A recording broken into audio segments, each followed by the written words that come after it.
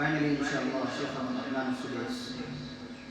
Just feeling that you are in harm. Al-Imam الشيخ عبد الرحمن السديس المؤذن علي أحمد ملا. والتين والزيتون وطور سينين وهذا البلد الأمين لقد خلقنا الإنسان في أحسن تقويم ثم رددناه أسفل سافلين إلا الذين